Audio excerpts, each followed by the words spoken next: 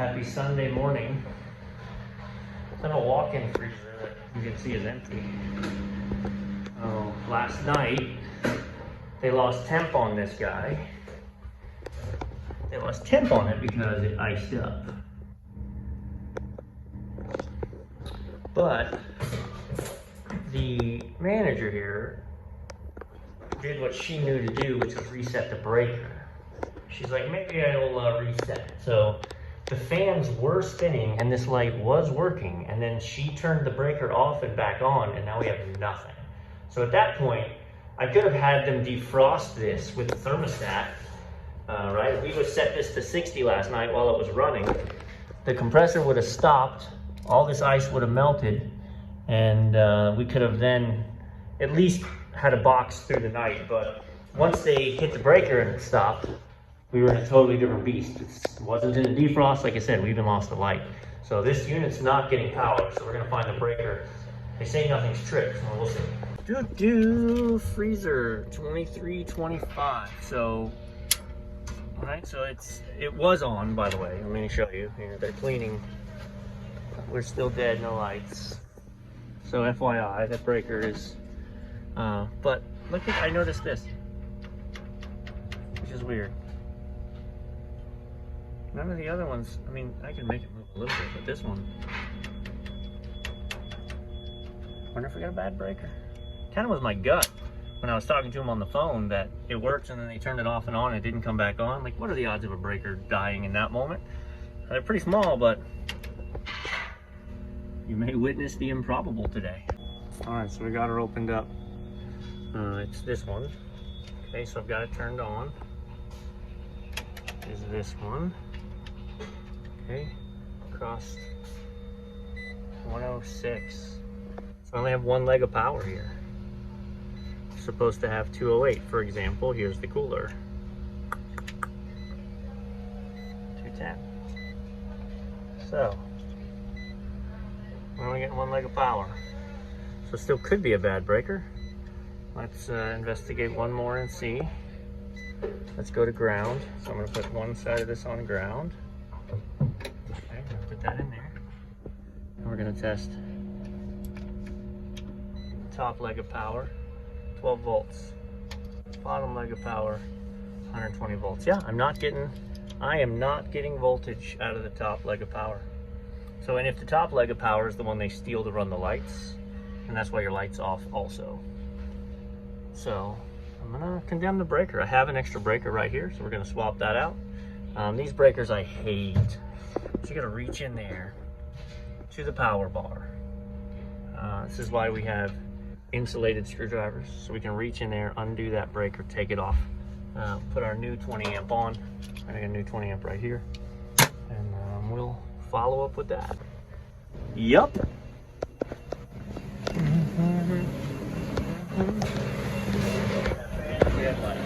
All is well. They're cleaning it now.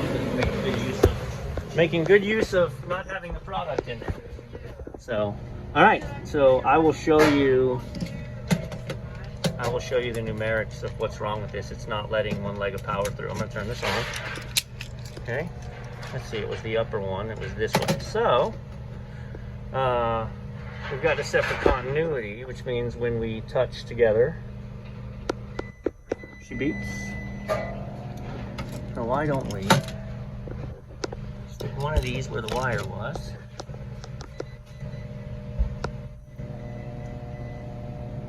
Look. Based on if I jiggle it, it makes contact or not. As opposed to the other leg, which was getting power through all the time. I can move it, it doesn't. So the way it was hanging, it just wasn't making contact. Bad contactor, or bad breaker. Now, it was still iced up, and that's not gonna have anything to do with that. So, I'm gonna put this back together, let them finish cleaning that. I'm gonna fire up the upstairs unit. We're gonna see whether it's low on Freon, or they just left the door open, or the defrost clock isn't working. All right, so we're up on the roof with this unit now. The sight glass is clear.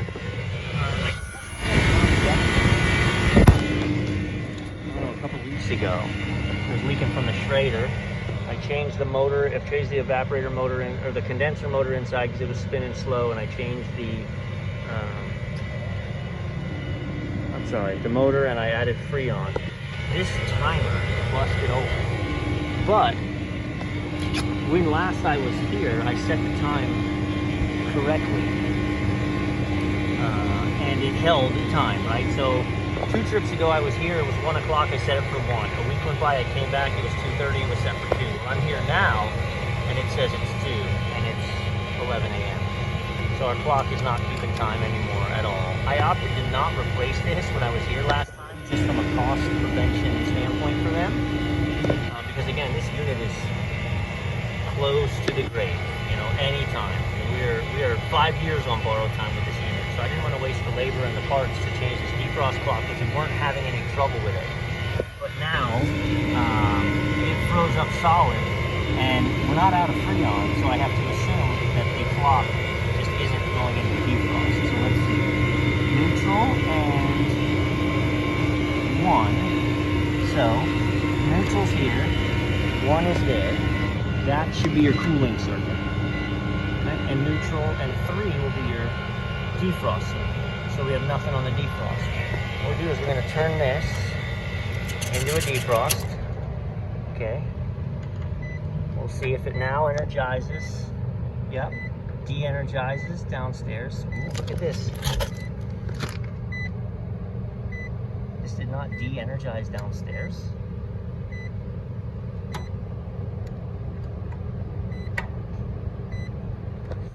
Right, and then we'll switch this to amps, and we'll see if the heater is actually pulling. Yeah, so the heater is actually running right now. Crazy because, so hang on. Let's see. Wow, the heater's running and the fans are running. That is not supposed to be happening. This clock has definitely failed. I assumed it just failed by not going into a defrost, which is what I believe happened. I think it is. I don't think the clock's turning at all. Feel the spider smiling. I don't think it's turning at all. But it turns out that when we did kill it, it didn't stop its circuit downstairs. So I've got a defrost timer. We're going to change this quick, and then that should remedy their temping blows. So how I do this, I left everything wired up. There's 1 screw in the top, and then the whole board comes down. So I put in the new board, clips in, and then screws in. So now we're good. Now I'm going to go wire for wire. Look at the difference, right? So we touch this, it spins like a clock. Touch this, yeah, it's really rough. So definitely bad clock. So yeah, now just 1 wire at a time, right? Wire for wire. We're going to hook up 3 to 3, 1 to 1. You have to watch sometimes. They're in a different order. So in this case, they're not. So 3, 2, 1, 2, 3. F3124N, and this is the same, F3124N. If you change styles and go to the analog version instead of this dip switch setup, those can be in a different order and then trouble. So yeah, all right, let's get these wires swapped. Okay, so now setting up the defrosts. So inside is normal operating, and flipped to the edge is a defrost. So looking at, I broke the old clock off so I could see the gears behind it. So they weren't having any defrost trouble, so I don't want to change what they're doing. So if you look at it, they were doing one first thing in the morning, which this actually isn't good. So it defrosted at 6 a.m. maybe.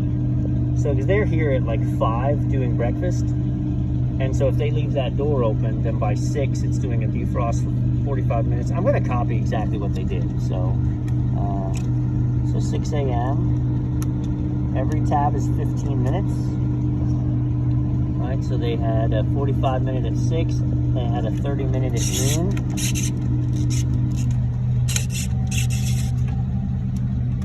Let's set that. Okay.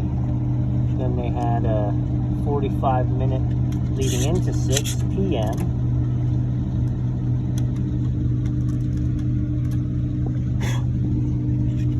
And then they had an overnight of 45 minutes at midnight. And they weren't having defrost trouble. historically they've not had defrost trouble, so there's no sense in messing with it. We can see how the schedule works. I don't think it's how I would set it up. I think I would set it up for during breakfast while they're open. I'd set a long, hard defrost at night. The problem is there's no X terminal. So an X is a defrost termination, and that monitors the temperature up on the roof, or up in the coil evaporator. So if the evaporator coil gets to be 70 degrees, you're like, wait, that's way too hot, we're done defrosting. It'll actually terminate the defrost instead of running pure time. So since we don't have a defrost termination, again, I'm gonna leave it like it is. I'm gonna set it for the time, which is PM. It's 11 a.m. Snazzy. And let's power it up, run some tests.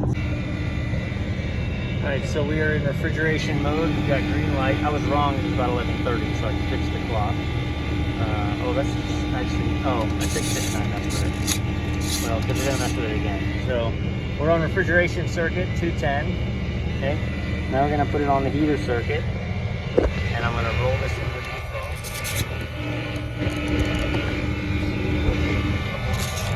Right, red light. Heater, and then we're going to go back to the cooling circuit here,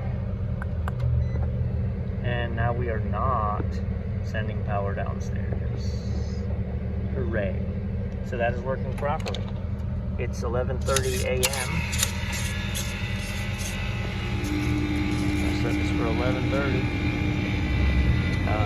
Yeah, I pulled the amp draw on the heaters to make sure the heaters are working. A wrap.